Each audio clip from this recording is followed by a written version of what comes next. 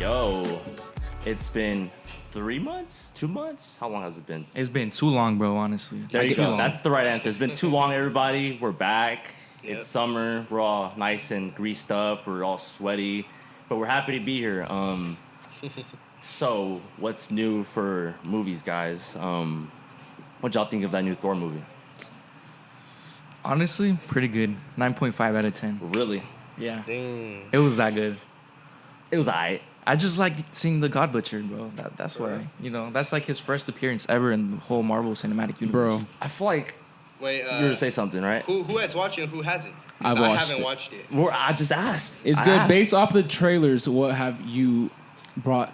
I Right. just to your know opinion, bro? Thor, and then Thor. Thor and Jane. There's love and thunder in it too. That's all we need, bro. That's Wow. all we need. So, to pretty much kick this off, guys, we want to be a little more kick back and talk about topics that maybe are a little bit taboo. I wouldn't consider this taboo at all. It's just like what we do every day. Every weekend, we go out, we go see a movie and have a good time. And it's the small things we tend to, I guess, overlook a lot of times. And, recently, I've been keeping up with, the last 5 Marvel movies. And something just seems to be a little bit off, I feel like we all feel it. And not even in the sense of quality, but, their agenda on everything is kind of, shifted a little bit since their Infinity War saga, right? Yeah. And I wanted to know what you guys thought about that. Well, You can go first. well, the last Marvel movie that I have watched was actually Doctor Strange, Multiverse of Madness. And for that one, I was actually on a date with my girl. And so Yeah. I walked into the movie theater, and I go in there, I instantly feel like this isn't something that we should be watching as Christians or something. There's an agenda being pushed behind it. And so I just start watching the movie, right? I'm like, okay, well, I've watched Doctor Strange before, right? He appeared in Endgame, Infinity War, all these type of movies, right? He's a good hero. I like watching him, right? For sure. So I just started watching the movie and everything. As the movie progressed and everything, I was just seeing different types of just witchcraft and I would just see kind of spirits behind it and stuff. Yeah. This isn't something that I personally should be watching. I felt like my spirit wasn't right with it, and so just sitting in the movie theater, I just remember I was like, this is Marvel, right? And Marvel is endorsing this movie to other people, right? Even kids and just people watching, right? And as for me and Christians, right? There's being an agenda being pushed behind it and stuff, and you can obviously tell this thing can open doors to certain things, strongholds, and just stuff in general, right? And so I would just say they're definitely pushing something. That's crazy. Jacob, bro, you said it was a 9.5 out of 10, bro. Really? Oh, for Thor or for Strange? I'm tripping. What'd you think of Doctor Strange then? Oh no. Bro, honestly, Strange, I felt kind of weirded out the whole time, too. I had the same feeling that he was talking about, that, as soon as you walked in, you felt something's up right here. Maybe I'm not supposed to be watching this. And, the ironic thing is that sometimes in the moment, there's this scene, right? I don't know if y'all have watched it yet, but there's this scene Disclaimer. where...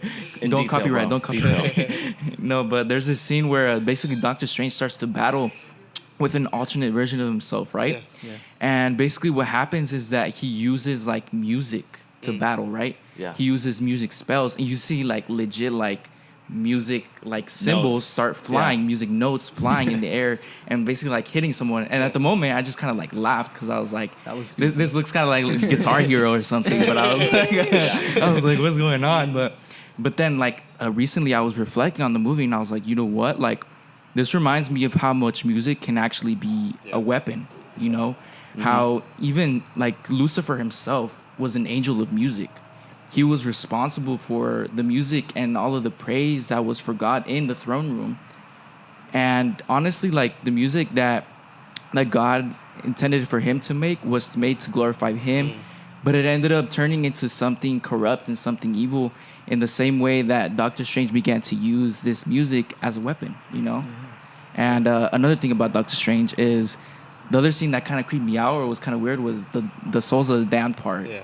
Oh, yeah. That one was so weird, bro, because I was like, there's legit these spirits. Normally, when you see Doctor Strange, when I watched the first movie, I was like, you know what, it's not that bad. It feels I don't know if y'all have watched Harry Potter, but Harry Potter is just super like it's just like magic, you know. It's like Yeah. you know, it's Friendly magic. It's fantasy. It's fantasy, right? Yeah. It doesn't have anything to do with the spiritual life or anything like that. It just has to do with fantasy Yeah. and like myths and things like that. And I feel like that's okay, right? But in this case, they were actually going into spirits and spiritual realms and summoning different creatures, you know, when really like, you know, the Bible advises us to not do such things, you know? So I was kind of conflicted the whole time. Exactly. No, wait. Audience, tell them to wait. Dang. I bought your ticket to go watch that movie, and I saw you all the way through, so I know you can't lie to me. So what did you think? Good thing I didn't pay for it because it was not worth it. So just letting you guys know right now. He roasting. Hey, Jose, when you can take me out? Bro, you never ask. Bro, he's always busy. You know that, right? Yeah, nah. No, but I think it's crazy because the first Doctor Strange movie, I remember my mom was like, "Oh, es el diablo." It's like tiene todo eso, and I was like, "Okay, it's pretty chill. Like it's not that bad." But then I was like, it was prepping us for the next movie. It was like that's how like. Bro, that's how the enemy works, bro. He just like, and that's how the agenda works, bro. He desensitizes, bro. That's what it's called. Bro, little by It's little, by levels. it's like, oh, te van a dar like one dose. They're gonna give you one dose, like a little bit, like 1 milligram or whatever, and then all of a sudden, like the next movie is just like full blown, and then some people don't notice. They're like, oh, this is just Doctor Strange. Right. This is how like the comics work and stuff like that. But I was just like, we were just seeing like so many like demonic like rituals and stuff like that, and then like if you don't pay attention to it, you're not gonna catch it. Right. I was like, what Jacob said was really important. The enemy uses music, and we will talk about that soon. Wink, wink. Stay tuned, please. Stay tuned. But that's just like bro. And I was also like thinking about like the agenda back then. The culture was so much different. Like I was like looking at this article. It was talking about like Finding Nemo, and like it was talking about like That was a good movie. Yeah, it was. It was a good movie. But I cried. The thing is, back then they were kind of pushing like, oh, like we're trying to like, oh, the human is a bad, we're killing the fish, we're killing everything like that. So they kind of put that in the movie, you know, in a little bit, just like in a kids movie, trying to It was suggested. It was I agree. suggested. Yeah, and then like that's how you put like little agendas, but that's like not like super bad agendas. Not like Honestly, now. that's I a would good say thing, that's though. a good thing, actually. Yeah, it's a good because thing. it really is what we're doing. We're really destroying Exactly. the planet. And, Yeah. and maybe it helps kids, like, like have feelings towards these Good animals and to be bad. like, you know what, I don't want to do that. Yeah, so it's like good and bad agendas. This is good and bad agendas. And then now that the everything. culture is kind of like shifting a whole different way, Right. that agenda is now like, whoa, like what are we doing right now? That's like it's totally going against what we believe in. Yeah. So, I heard all your answers, and it's all leading up to like one big question, right? Come on. Who is responsible for like the outcome of this movie, right? And you can narrow it down to a couple things, pretty much, right? So the director Sam Raimi, right, is actually very notorious for making horror movies, right? Evil Dead 2, and so he's actually very notorious for making those kind of weird scenes. And no harm, no foul in this director because he made the first Spider-Man movies, which is the best ones. No, I'm just kidding. No argument. I'm not even gonna fight with you, bro. So Yeah. I had high hopes for this movie because he directed those Spider-Man movies. And after watching the movie, right, I'm not gonna lie to you, I was a little indifferent about it, you know? I was like, like the whole like spirit things, like the whole like zombies coming to life. It was like whatever, you know? I didn't really want to dwell on that at the time because I was trying to look at the bigger picture the movie was trying to get to. I was disappointed, bro. And spoilers, if you have not seen the movie, please log out now before, the chat gets angry at me.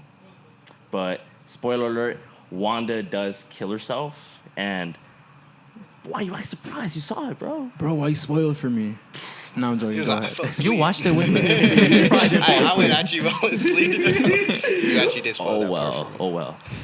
So to give you guys a little bit of context, right? So she goes around trying to go to different dimensions, right? Different universes, try to find her kids, right? Because she goes through this loss, right? And she's trying to fill that void with Exactly. imaginary people in a way, and it's so delusional, bro. And the tendency I've seen in the past 5 Marvel movies, right? Last 5 were recently Thor, Doctor Strange, Spider-Man movie, Morbius, and The Eternals. They all had a common theme, bro, and it low-key triggers me.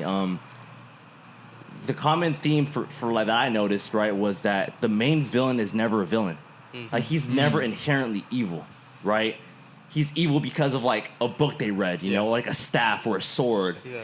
And it's that's not the way the world operates, you know? And that's not the way the spirit realm operates, bro. That's not the way God operates, right? Like, there's no gray area between them, bro. There's right and there's wrong, right? And for me, bro, that just, like, means, like, lack of good villain. Because what made Infinity War so good, bro, was that There was a villain. there was a genuine villain who had strong convictions, and those convictions threatened everybody's life. Yeah. And he genuinely believed he was right. And that made for a compelling story, right? Exactly. But there was overall, like, I guess, outcome, like, good overcomes evil, but because there's no evil, good never overcomes. Does that make sense?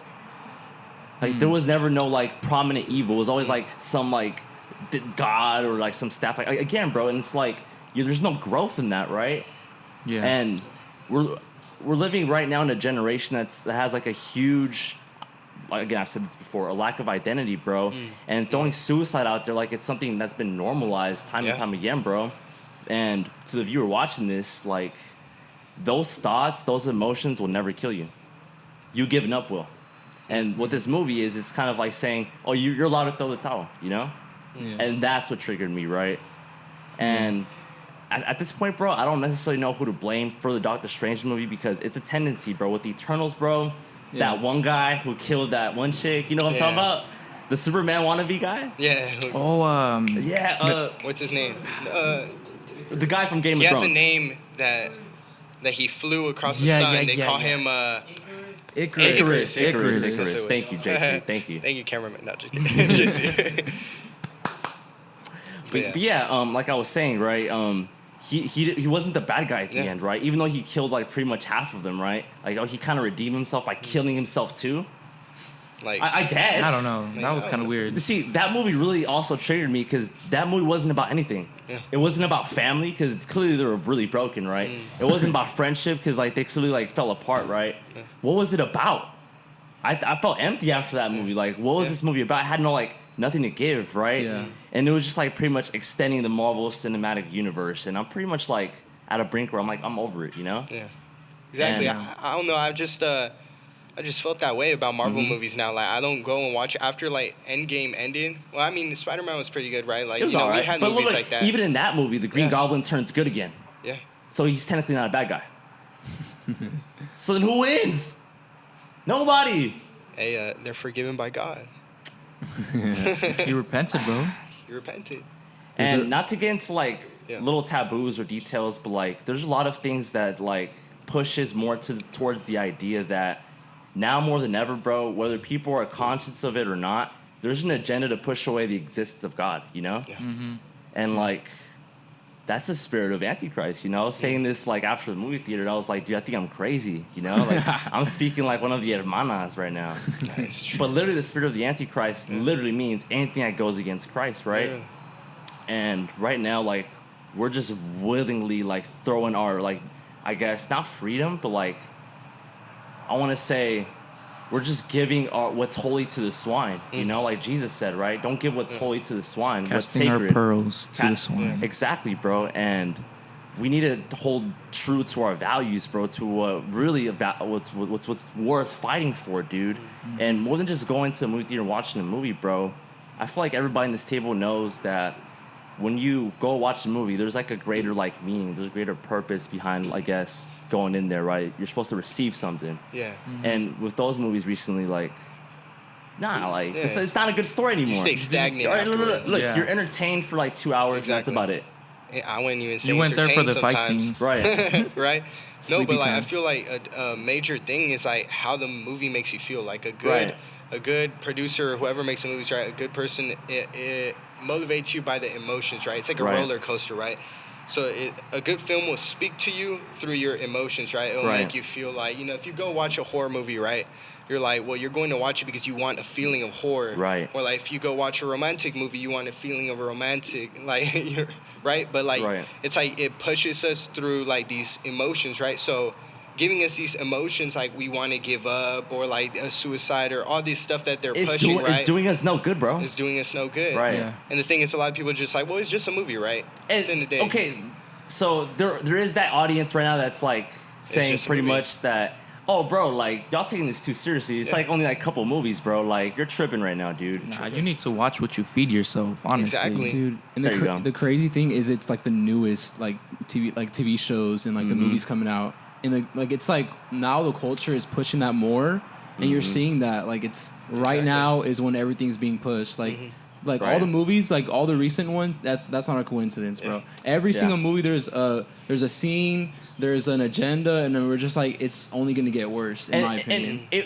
it wouldn't bother me as much if it came in an organic way. You know, if I saw this coming, but it's coming out of nowhere. Like, oh shoot, like Like that. if it's an agenda pushed by multiple. Right. It feels like it came outside of like the people writing the script, you know? Yeah. And like if it comes in such like unorganic way, it's like it's cringe almost, like almost watching it.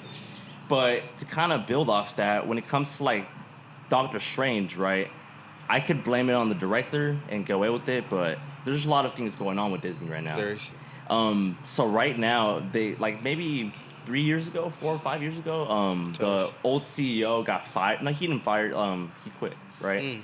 And he was. Do you know why he quit? He had his tenure, bro. He's been with the company for hella long. He gave him like the best like years of his life. He's hecka old, and he just wanted to retire, bro. Yeah. And so the board of directors, right, the shareholders, right, that own Disney, because Disney, right, is it's in the free market, right? You could buy a piece of Disney and technically own it, quote unquote. And so the people with higher power have like a really big say in what goes in and what doesn't go in the movie, right? Yeah. Like these people can make a phone call to like Bob Chapek, who's the CEO, right? I want this. Right. Or even like, yo, I heard what you guys are doing in Studio B something, and like y'all need to cut that, you know? Like switch the script, switch the director, like make it like change, you know? We don't want that, you know? And that's all it takes. So there's like this ladder of hierarchy within the film industry. It goes from like the CEO, the people that own the CEO, which is like the shareholders, and then there's like his board of like directors, all that type of stuff. Yeah. and then they hire a director, right? And that director like has to submit to some producers that are hired by like the big people, right? And so everybody's out to like kind of prove their worth in these companies, right? Especially like Disney, like everybody's just trying to make a name for themselves at this point. And the thing about movies is that hopefully the audience gets this, is that it's literally a gamble every single time. Because they're throwing millions and millions of dollars into these movies, and they're not expected to make nothing, bro. And so what they do is they kind of look at the culture, right? What does the audience want to hear right now? What do people want to watch, right? Yeah. What they want to watch, what they want to see. Exactly. LGBTQ, like what all are the this type of young stuff, people right? doing, right? And yeah. that's pretty much why I got really motivated to do this, was that we're the number one target, bro. Yeah. We're the industry's Target number one audience. target for music, for film, for a bunch of things, bro, for clothing. And that's how they're making their money, bro. Sure. And I don't want them to, like, rob anybody of, like, something that's so sacred, you know? And a lot of people are thinking right now that, oh, we're being extra. You know, for those of you that have read 1984, which is super boring, and it's a little perverted, in my opinion, what went down in that book was that they slowly took away the rights little by little to the point when like they took away everything. It was like normal to them, you know? And they told them, yo, 2 + 2 = 22, and you can't tell us we're wrong. So for the people that don't know, because I don't know what that book Right, is about. it's a book. What is it about? So Let's know. Give us a it takes summary. place in a dystopian future, right? And it's pretty much like it's won by this world government, right? And they're controlled by these quote-unquote screens. Which is hecka prophetic, bro, because this book came out, I forget, in the 60s. Yeah. And this dude was talking about television screens that were controlling people, bro. Oh. And it's insane to me, bro, because, like, we're slowly starting to give up what's sacred to us, what we used to hold true. And I'm not thinking like an oldie, like, oh, the good old days were better. No, we were messed up then. We're messed up now. But now more than ever, it's like people are kind of, like, at attention, bro. Like, we're so divided in so many areas, bro, and like we lack unity, bro. For sure. And we get into like this huge disputes over like the smallest things, and it's like, man, at the end of the day, I just want to have an honest conversation, right? And to the viewer watching this that gets turned off by whatever we're saying, right? It's good that we have these conversations. That way we can find common ground. Even if I don't agree with what you think, at least we're able to come to consensus that you're trying to be a genuine human being, I'm trying to be a genuine human being. Even like outside of like religion, bro, and like that's what we lack right now. And I feel like movies have been a quintessential part of Western culture for like the past 100 years, and they've told story after story after story, And things that resound the most are sex, comedy, drama, and violence. Right. Oh, yeah. And you have to use those 4 elements to tell a good story. You don't need it. So I guess, in other words, the odds are kind of against us Christians, right? What we digest, right? What we take in and what we leave out. And to be quite honest with the viewer, right? Like, there's certain scenes, right? There's certain movies I like to watch, right? And I can't watch the sex scene. Yeah. Like, it throws me off. Like, I heard once I heard someone say, if you need to skip, then why do you watch it? Like, you know, if there's a movie where you need to skip stuff, then why do you watch it? You know, because if at the end of the day, if that's a part of the movie, right, then what is the whole agenda of the movie? Well, you really have to break it down, bro. If I could try to explain to you, what's a good movie I could pretty much bring up that What's your has favorite a sex movie? scene? What's your guys' favorite movie? Okay. You want to start off with me? Yeah. All right, this movie doesn't have a sex scene. Most movies I watch don't have sex scenes, right? But one of them... Most? No, just get it. I don't need to prove anything to you guys. I'm good. But... You're saying. Straight cap. Marco's quiet. But one of my favorite movies of all time has been Interstellar by Christopher Nolan. Are you serious? Yes. Dude, I watched that when I was like a little kid and I fell asleep. Because it's 3 hours long, right? Yeah. Oh, It's because it's complex, bro. It's very complex. It's because it talks deals about with the fourth theoretical dimension, right? physics, bro, black holes, all that kind of stuff. And this guy travels interstellar, bro. He goes... But at the end of it, bro, it's about a relationship between a father and a daughter. Yeah. And that's what it narrows down to. Like, you went through all of this just to say, I love you, you know? And that's impactful, you know? Yeah. And I watched that movie time and time again, and I learned something new every single time out of it. Yeah. And that's why I like it. Yeah. If you can watch it repeatedly, that's how you know it's a good movie. Yeah. Yeah. What about you, Jacob? I don't think I have a favorite movie. I would but say the same thing, but if I had to pick one, that would be it. honestly, the ones that I've always rewatched the most is probably, you know, like the Spirit of Stallion movie. When I was like that little. movie. I always watch that movie all the time. Literally, my brother can Right. tell you I had the plushie, and I would run around with it everywhere. I Is even he gave telling it the like truth? one time. I kid you not. I'm gonna tell y'all a story. So basically, like I was like, you know what? Like it's kind of dirty, so I'm gonna give it a bath. Y pues yo tenía como I was like 4 years old, right? Yeah. So then I was like, you know what? Let me just try to like give it a bath. And the thing that was most accessible was a toilet. So I was like, let me just dunk it in here. Let me just start scrubbing it, right? I think there was piss in there, not gonna lie. I don't even remember, but it was nasty, bro. And I just kept flushing the toilet. You didn't look at the color? Hey, bro, the horse is yellow. Wait, are you colorblind? No, I kept flushing the Horse is brown. toilet to like supposedly like rinse it off, and then my mom saw me. She was like, "¿Qué estás haciendo?" And then I was like, "Oh, I'm just giving it a bath." And then she's Yeah. like, "Okay." She took the plushie and then like she tried to wash it in the washer, but then eventually like the hair got like crinkled up and like got all messed up, and she had to throw it away. But yeah, that's definitely one of the best movies, well, in my opinion, from my childhood. And one of the movies that I've also rewatched very often is probably, I know it's kind of weird, but Crazy Rich Asians. I don't know if you guys have watched that one. So it actually has a lot of good writers behind it. I respect that movie a lot. Yeah, but basically, like, honestly, in that movie, there is sex. There is a sex scene, and it's before these two people get married. But basically, it's about this couple, right? And basically, the girl, she never knew that her boyfriend was actually super rich. Yeah. And basically, he has a family in, I forgot what the place is called, but it's like in Singapore, right? He has a family in Singapore where they're like super rich and like they're like super uptight family. And basically, like out of nowhere, he's like, "Oh, I have to go to a wedding. You want to come with me? Like, I'm going to be like the best man, basically." And she was like, "Okay." And she thinks it's just going to be like some type of small wedding. She arrives and she's like, "You have a rich family?" Because like they're over here on the plane in like first class and things like that. Yeah. And eventually it gets to this point where she feels like the family is just like, what's the word for it? Stuck up. Like super stuck up and like just kind of like disapproving of her the whole time because she comes from a poor background, and not only is she poor, but she's also someone who grew up fatherless. Yeah. You know, and that's like something that can teach people a lesson, to not underestimate people simply because of their background, you know? Which I think that was a good lesson, you know, to not like judge people by where they come from, but rather much where they're going in the future. But at the same time, I feel like it was kind of unnecessary to have all the sex scenes and like these partying scenes where there's like this porn star and things like that. Because honestly, they didn't really add much to the plot, you know. I thought it was funny. But yeah, I mean, it was a good movie. It was But, hilarious, bro. I liked it.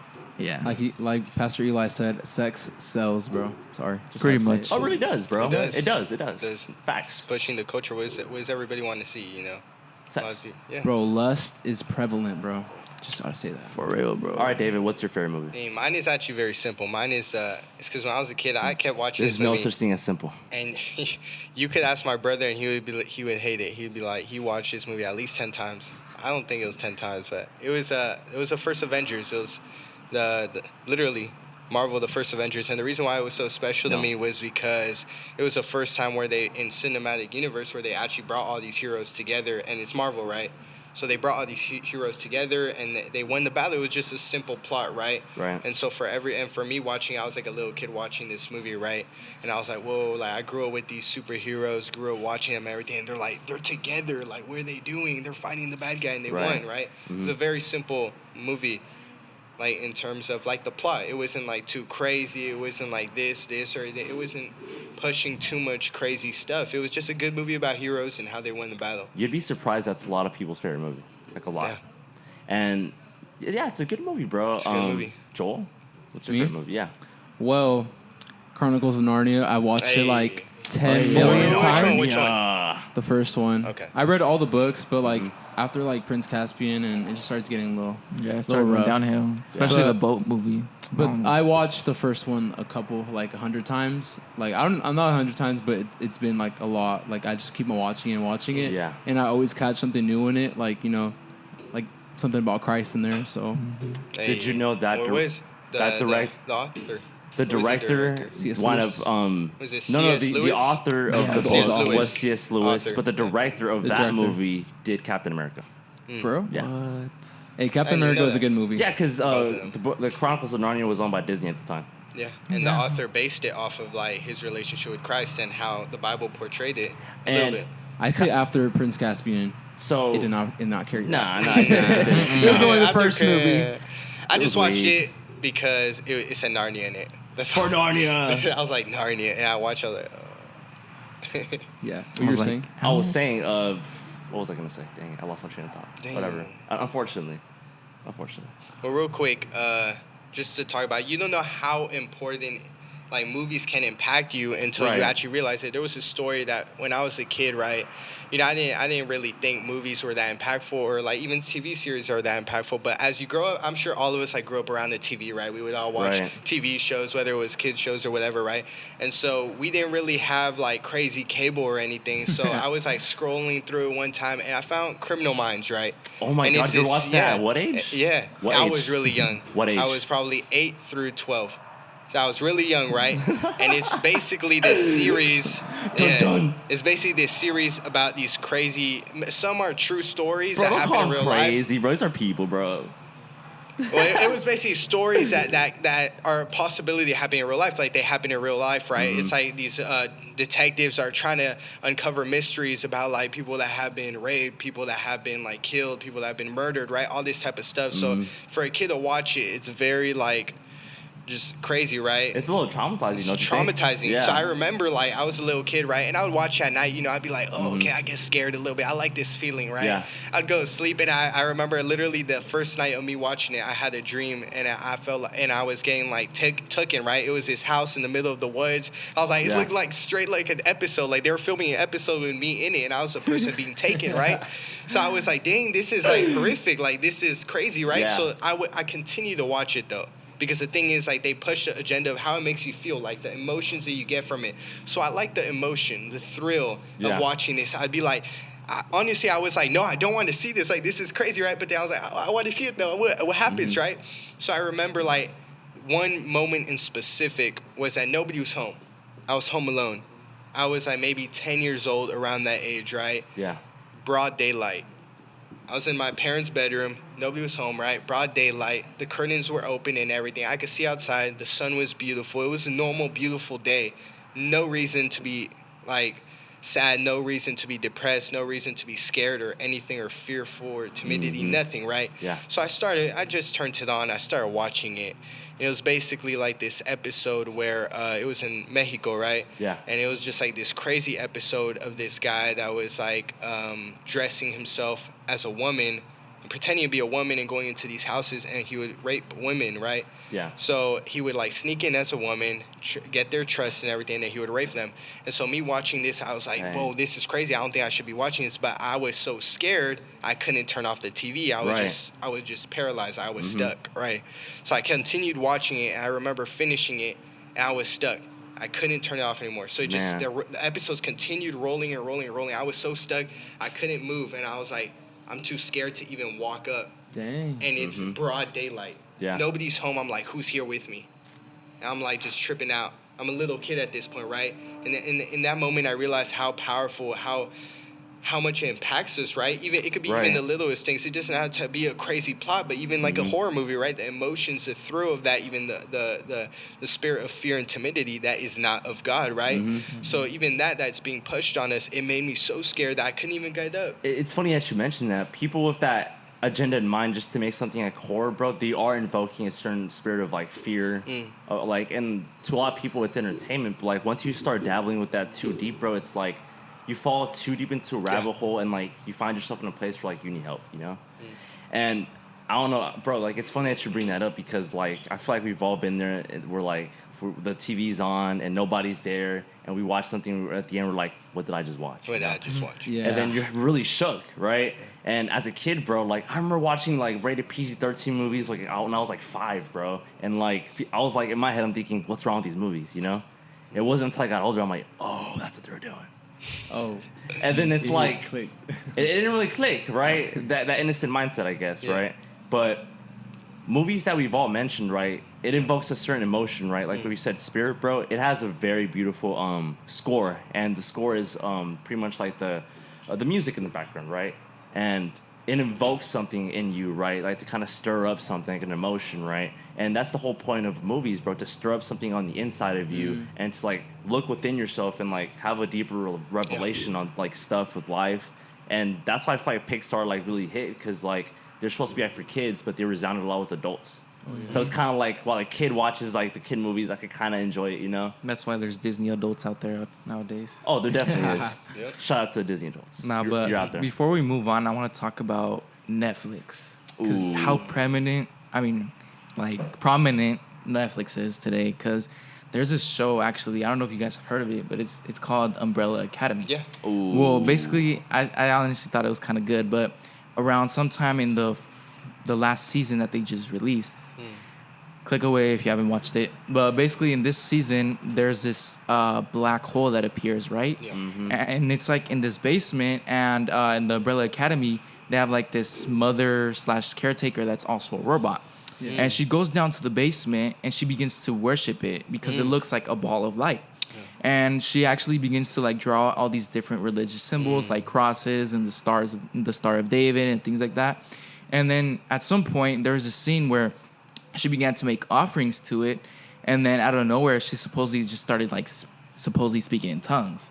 And then I was like, I don't know how to feel about this. Tell you why? Because like honestly, I feel like in a sense it was a mockery of what tongues are, something that is a gift of the Spirit. You know, in Acts chapter 2, it actually talks about that, how on the day of Pentecost, when the Holy Spirit fell on the people, basically the people actually were speaking actual languages. They weren't just speaking gibberish, and the robot there was just speaking gibberish. And honestly, that's why we have to be careful what we watch, because they might make it seem like a joke or something that just like slides, but you know, it's still definitely a mockery. It can be a mockery. Definitely. To kind of close off, you guys, there's a scripture I really want to quote, right? And it's found in Deuteronomy, right, chapter 4. It says, "Only be careful and watch yourselves closely so that you do not forget the things your eyes have seen or let fade from your heart as long as you live. Teach to your children and to their children after them." I feel like movies, bro, like are gonna be like a rite of passage almost. Like the same way like old heads talk about Star Wars. We're gonna be talking about the Marvel Cinematic Universe, right? So what are we passing down to like our future generations, in other words, right? Yeah. And the stories you tell them are impactful, bro. And I look at key prominent stories that resound in my life, bro. I look to the movies, bro. Yeah. And what these characters have shown me what to do, what not to do. And they definitely shape your childhood, even into like your early teenage years, bro. And you gotta know what to do with them. And to the viewer watching this, it's like, all right, we're not telling you not to watch something because that's not our job. That's your job.